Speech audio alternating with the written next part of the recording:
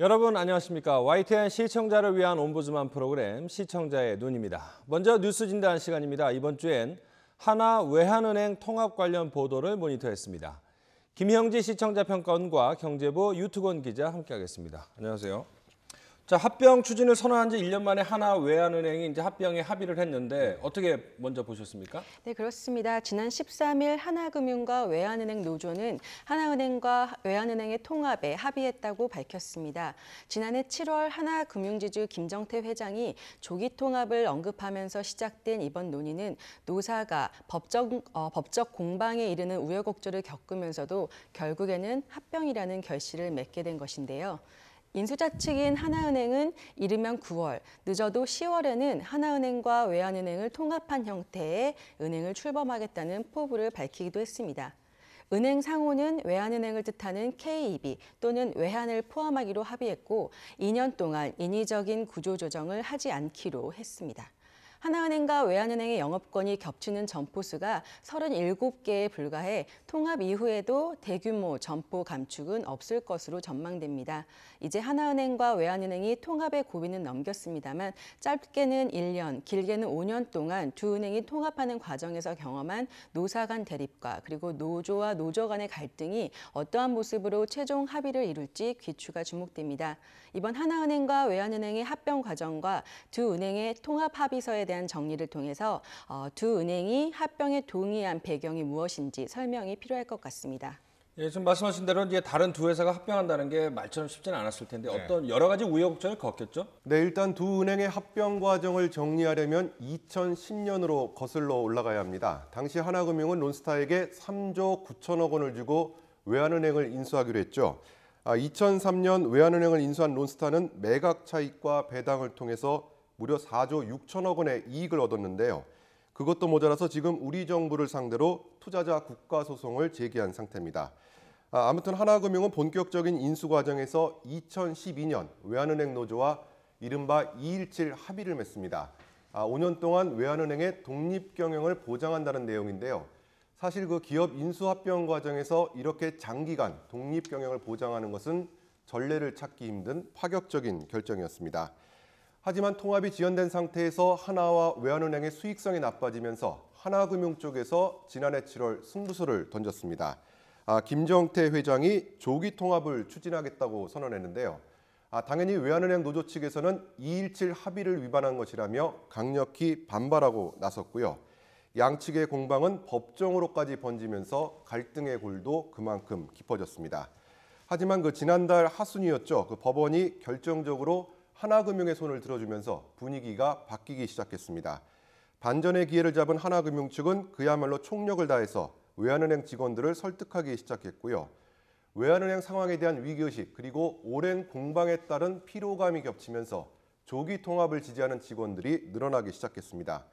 결국 노조 측도 기존의 강경한 입장을 접으면서 극적으로 통합 협상이 타결됐습니다. 합의 내용은 앞서 말씀하신 대로 오는 9월 중에 출범할 통합은행의 이름에 외환 또 아니면 외환은행의 영어 약자죠. KEB를 넣기로 했고요. 또 임금과 복리후생은 최소한 현재의 수준을 유지하고 또 인사제도도 최소한 2년간 별도로 운영하기로 했습니다. 또 많이 부각되지는 않았지만 주목할 만한 합의 내용 가운데 하나가 노동조합을 따로 유지한다는 것인데요. 제가 외환은행 노조 관계자를 직접 만나보기도 했는데요. 별도의 교섭권, 단체 행동권을 가진 노조가 따로 유지되는 만큼 상당히 만족하는 눈치였습니다. 길고 긴 협상이 마무리되면서 이제 통합 작업은 속도를 내게 됐고요. 당장 협상이 마무리된 날 당국에 통합 예비인가를 신청했고요. 오는 20일부터는 통합추진위원회가 가동됩니다. 일단 합의문에는 두 은행의 통합 시기가 10월 1일까지로 적시돼 있는데요. 하나금융 측은 내부적으로 9월 1일을 목표로 최대한 빨리 통합하겠다는 입장이어서 9월 중으로는 통합은행을 만날 수 있을 것 같습니다. 얼마 남지 않았는데 통합은행은 자산 규모만 보면 국내 최대 은행으로 거듭날 가능성이 높지 않습니까? 네, 개인 금융의 강점을 갖고 있는 하나은행과 기업 그리고 외환 분야의 강점을 갖고 있는 외환은행이 통합된다는 점에서 이번 두 은행의 합병은 저금리로 장기 침체되어 있는 국내 은행권에 활력을 불어넣을 전망입니다. 자산 규모 면에서 국민은행과 신한은행 등과 어깨를 나란히 할 정도로 국내 리드뱅크로서 입지를 굳히게 될 것입니다. 것인데요. 통합은행의 경제적 시너지 효과에 관심이 모아지고 있습니다. 또한 해외 24개국 그리고 127개 지점을 갖추는 물리적 대형화가 이번 통합은행의 경쟁력을 강화하는 기반이 될지도 이슈입니다. 김정태 회장은 2025년까지 아시아권 5위 그리고 글로벌 40위권 은행으로 도약하겠다는 큰 포부를 밝히기도 했는데요. 내부적으로는 이질적인 두 은행의 조직 문화를 어떠한 색깔로 통합해서 기업 이미지를 형성하느냐가 시장 경쟁력의 관건이 될 수 있다는 지적도 있습니다. 사회적으로 보수적인 이미지인 하나은행과 그리고 상대적으로 진보적인 성향을 보이는 외환은행의 조직 문화가 갈등 없이 통합될 수 있도록 노사 간, 노노 간 조율이 필요할 것으로 보입니다. 일각에서는 하나은행과 외환은행의 통합으로 앞으로 해결해야 할 난제가 많이 산적해 있다는 평가도 있습니다. 그럼에도 불구하고 이번 은행의 통합만으로도 국내 은행권의 판도가 달라질 것으로 보는 시각이 대다수인데요. 하나은행과 외환은행의 대형 통합에 따른 시장 경쟁력과 국내외 경쟁 전략은 무엇인지 언론의 진단이 필요할 것 같습니다. 네, 어떤 시너지 효과가 기대되는지 또 우려되는 부분은 없는지 좀 궁금한데요. 네, 일단 말씀하신 대로 일단 외형만 놓고 보면 상당한 경쟁력을 갖출 수도 있습니다. 총 자산이 289조 원이 넘는데요. 그러니까 국민이나 우리 신한은행을 제치고 단숨에 1위로 올라서게 됩니다. 또 말씀하신 대로 해외 지점도 127개로 늘어나면서 우리은행에 이어서 두 번째로 큰 해외 네트워크를 갖추게 되는데요. 이렇게 덩치가 커지는 가운데 말씀하신 대로 통합에 따른 시너지 제대로만 나온다면야 기존 은행업계 판도에 상당한 영향을 미칠 수도 있습니다. 하나금융 김정태 행장은 구체적으로 그 시너지 효과가 앞으로 5년간 1조 8천억 원에 이를 것이라고 기대 섞인 전망을 내놓기도 했습니다. 그러니까 매년 3천억 원 이상의 이익이 더 발생한다는 얘기인데요. 하지만 이런 낙관적인 전망이 그대로 현실화될지는 좀 미지수입니다. 우선 지난해 하나금융의 순이익이 9,300억 원이었습니다. 그러니까 4대 금융지주사 가운데 유일하게 1조 원에 못 미쳤고요. 또 외환은행은 지난해 4분기에 적자를 기록하기도 했습니다. 그러니까 기본적인 경쟁력이 부족한 상황에서 단순히 통합만으로 극적인 실적 호전을 기대하기는 어렵다는 분석이 좀 있고요. 또 통합 과정에서 진통이 많았던 만큼 이질적인 두 은행이 어떻게 화학적으로 융합하느냐도 관건입니다. 외환은행은 1967년이었죠. 한국은행에서 분리된 뒤에 다른 조직과 통합을 경험한 적이 없습니다. 반대로 수많은 인수합병으로 덩치를 키워왔던 하나은행, 당연히 정반대의 조직 문화를 가지고 있고요. 여기에 임금 체계 등을 일단 유지하기로 했지만 두 은행의 격차가 커서 앞으로 상당한 진통이 예상됩니다. 참고로 올해 1분기 외환은행의 직원들의 분기 평균 급여가 2,700만 원, 그리고 하나은행이 1,600만 원으로 무려 1,100만 원의 차이가 있었습니다. 또 승진 문제 등에서도 갈등이 불거져 나올 가능성이 상당히 큽니다. 따라서 이런 부분이 원만히 해결되지 않는다면 통합이 단순히 덩치 키우기로 끝나면서 제대로 된 시너지를 내기가 어려워질 수도 있습니다. 여기에 은행 외부의 환경도 녹록지 않습니다. 계좌 이동제가 시행이 되고요. 또 인터넷 전문은행이 출범하면서 그 어느 때보다 은행권의 문턱이 낮아졌고 또 그만큼 경쟁이 치열해지고 있는 상황이거든요. 따라서 새로 출범할 통합은행이 본격적인 성과를 내기까지는 앞으로도 상당한 시간이 필요할 것 같다는 분석이 많습니다. 자, 이제 하나외환은행의 규모의 경제가 과연 성공할지 좀 지켜봐야 될 것 같습니다. 두 분 말씀 고맙습니다.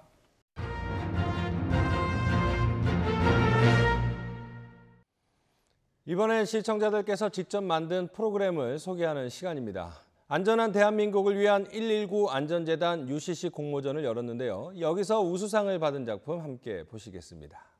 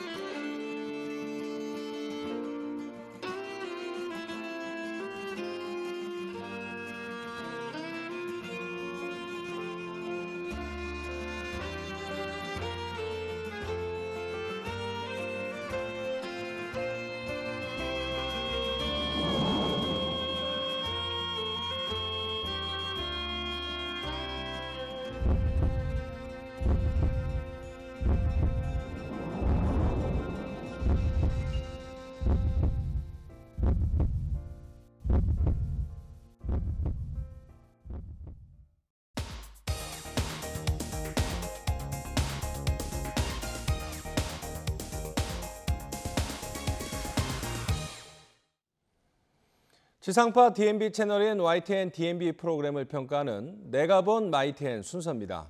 이번 주엔 한국어 따라잡기와 신율의 시사탕탕에 대한 원영아 평가원의 의견을 들어보겠습니다. 시청자 여러분 안녕하세요. YTN 시청자평가원 원영아입니다. 저는 초등학교에 입학한 후에 받아쓰기를 했었는데요. 이때 어려운 맞춤법이 많아서 꽤 애를 먹었습니다. 10살도 채 되지 않은 어린이에게는 맞춤법도 어렵고 국어 시간이 까다롭게 느껴졌었습니다. 그렇지만 한글을 잘 익히게 되어 공부도 할 수 있고 사회생활도 할 수 있게 되었기 때문에 한글을 공부에 참 잘했다 싶습니다. 그런데 최근에는 이러한 한글이 매우 심각하게 파괴되어 가고 있다는 이야기가 들립니다. 한 여성 그룹의 신곡 제목이 심쿵해라는데요. 이것은 심장이 쿵쿵거린다 라는 뜻의 신조어라고 합니다. 우리가 국어 시간에 배웠던 국어와는 좀 다른 모습인데요. 최근에는 이런 신조어가 많아지고 또 미디어를 통해 자주 접하게 되어서 국어 파괴 현상에 대한 우려의 목소리가 커지고 있습니다. 이럴 때일수록 우리나라 고유의 한글과 파괴되어가는 한글을 어떻게 지키면 되는지 생각해 봐야 하겠습니다.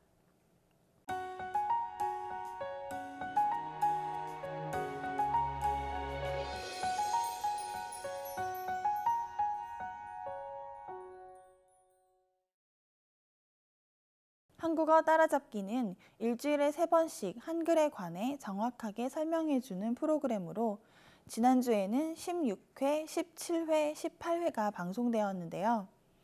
지난주 방송에서는 덤, 한턱, 회식에서 쓰이는 말을 주제로 한글을 어떻게 하면 정확히 알고 사용할 수 있는지 설명해 주었습니다. 다양한 자료 화면을 통해 해당 방송의 주제어를 제시하고 이를 자막으로 한 번 더 강조해 준 다음 이 주제어에 대한 설명이 이루어집니다. 이때 드라마, 뉴스, 오락 프로그램 등 다양한 자료 화면을 활용하고 있었는데요. 이 부분은 시청자들이 부담감 없이 주제어를 받아들일 수 있고 실제 사용하는 예시를 보여줌으로써 매우 적절한 구성이라고 생각합니다. 17회 방송에서는 자동차 사고와 사람들 간의 말다툼에 관한 뉴스를 자료 화면으로 제시해 충돌하다와 의견 충돌의 비교가 이루어졌는데요.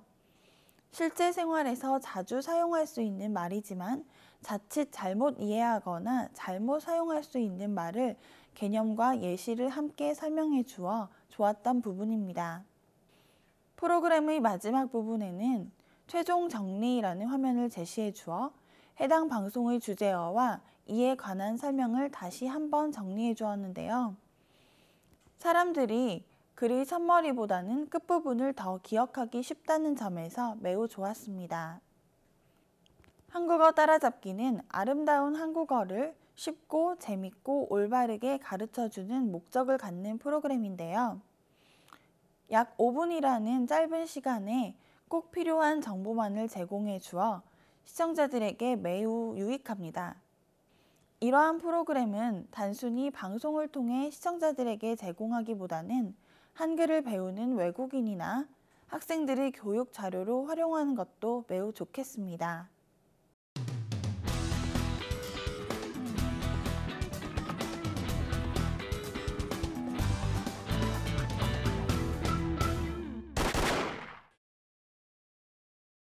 최근에는 새누리당의 유승민 의원 관련 이슈가 많이 보도되고 있는데요.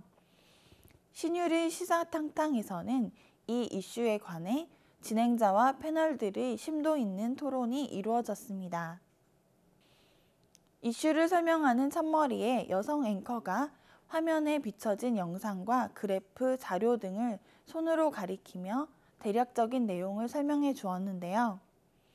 분위기를 환기시키고 앞으로 이어질 내용에 대한 이야기를 미리 제시해 주어 시청자의 흥미를 끌기에 충분했습니다. 본격 토론으로 들어가서는 논설위원, 박사, 전 춘추관장으로 이루어진 패널들이 이야기를 나누었는데요. 자칫 지루한 이야기로 이루어질 수 있는 분위기에서 진행자는 판넬을 이용하거나 적절한 질문이나 정리 멘트를 넣어주어 시청자들이 편안하게 프로그램을 시청할 수 있게 도왔다고 생각합니다. 시사 정치 관련 토론 프로그램은 패널들이 자신의 의견을 다소 과격한 어투로 표현하는 경우가 많은데요. 신유리 시사탕탕의 진행자는 이러한 부분을 적당한 선에서 끊어주거나 정리하는 등 매우 적절한 진행 솜씨를 뽐내주었습니다. 이러한 부분은 시청자들에게 신뢰감과 안정을 줄 수 있을 뿐만 아니라 프로그램 전체의 흐름을 매끄럽게 해주는 부분이었습니다. 신유리 시사탕탕은 다소 경직된 분위기에서 이루어지는 정통 시사 토론 프로그램입니다. 시사나 정치, 토론 등의 주제는 시청자들에게 위화감을 주고 편안하게 다가가기 어려운 부분입니다. 그러나 신유리 시사탕탕과 같이 진행자의 진행 능력이나 앞머리의 다양한 영상 자료 제시 등을 통해 주제에 익숙하지 않은 시청자들을 배려하는 구성이 꼭 필요하겠습니다.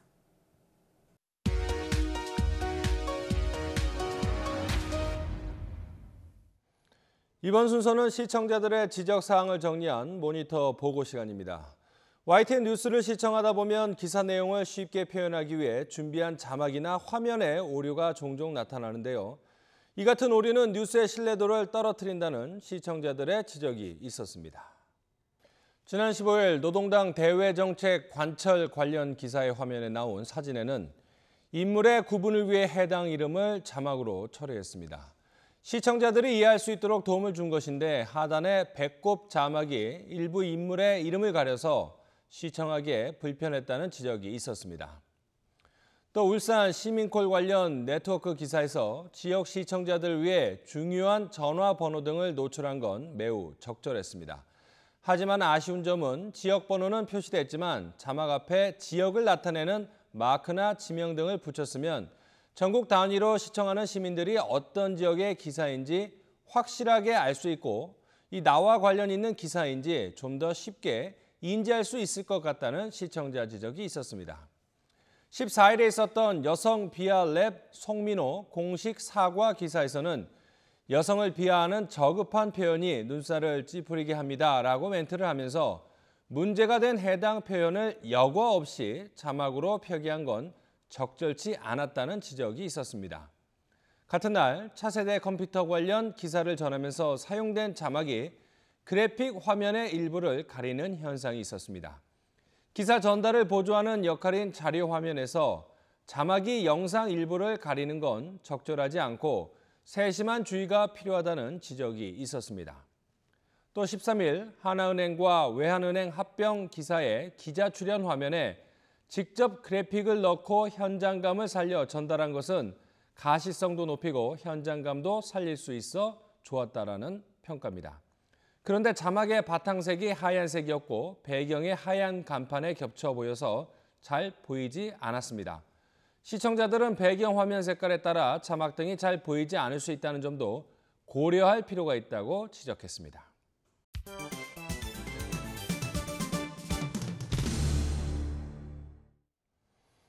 언론 전문가로부터 우리 언론의 문제점과 발전 방향 등을 들어보는 매체 비평 시간입니다. 오늘은 최은경 한양대학교 교수로부터 국민의 신문고가 되기 위한 조건이라는 주제의 논평 들어보겠습니다.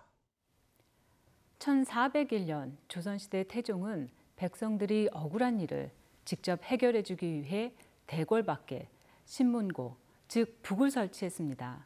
당시 상소와 고발하는 제도가 있었지만 임금은 원통하고 억울한 일을 호소하고 싶은 백성의 북소리를 직접 듣고자 했습니다. 그런데 백성들이 사소한 사건에 신문고를 이용한다거나 관리들이 권력을 남용하면서 신분이 제한된 일부 백성들은 신문고를 제대로 사용하지 못하는 일이 생겼다고 합니다. 결국 신문고 본래의 취지가 사라지자 백성들도 더 이상 이 제도를 사용하지 않게 된 것입니다. 디지털 정보 사회를 살고 있는 2015년, 우리 정부는 국민의 고충을 해소하기 위해 국민신문고를 운영하고 있습니다. 이것은 대한민국 국민 누구나 인터넷을 통해 정부에 대한 모든 민원, 제안, 신고, 정책 토론을 신청하고 답변을 얻을 수 있는 제도입니다. 600년 전 백성들이 임금에게 원통함을 알리기 위해 북을 쳤다면 이제는 온라인을 통해 정부와 국민이 소통할 수 있게 된 것입니다. 정부가 운영하는 국민신문고 사이트는 중앙 및 모든 지방 행정기관과 사법부, 주요 공공기관과 연결되어 원스톱 서비스를 제공하고 있습니다. 뿐만 아니라 정부는 규제개혁 신문고, 안전신문고, 청렴신문고, 관세청 규제개혁 신문과 같은 사이트를 운영하면서 국민과 직접 소통할 수 있는 창구를 다양하게 마련하고 있습니다.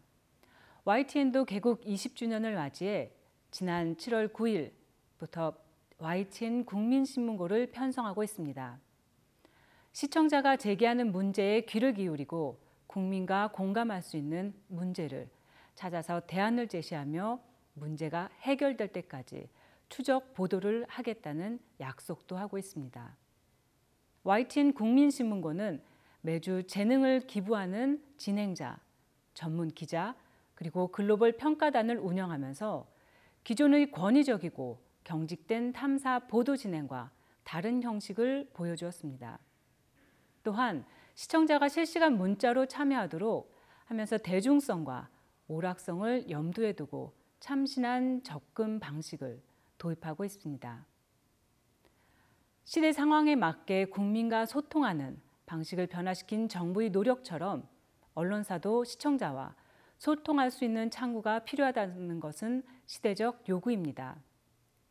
하지만 우리 시대의 진정한 신문가가 되기 위해서는 몇 가지 전제 조건이 필요합니다. 예컨대 YTN의 국민신문고는 찬성과 반대로 논쟁하기 쉬운 주제를 시작하되 이것이 국민들이 알고자 했던 문제의 본질에 얼마나 부합하는가를 냉정하게 판단해야 합니다. 그리고 그 가치 판단의 기준에는 바로 공익이 있어야 합니다.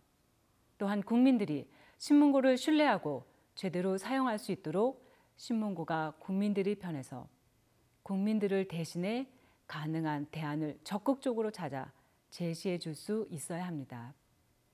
사실 언론은 정보 전달과 공익을 위해 봉사해야 하지만 다채널 다매체 환경에서 시장 경쟁도 피할 수 없습니다. 그럼에도 불구하고 국민들은 형식을 쇄신해 반짝 관심을 얻는 언론보다는 오랫동안 공감할 수 있는 내용에 충실한 언론을 신뢰한다는 것을 반드시 잊지 말아야 할 것입니다. 시청자의 눈은 시청자 여러분의 참여를 기다리고 있습니다. YTN 홈페이지 시청자 의견 코너에 글을 남겨주시면 좀 더 정확하고 공정한 방송을 만드는 데 참고하겠습니다. 이번 주 순서는 여기서 마치겠습니다. 고맙습니다.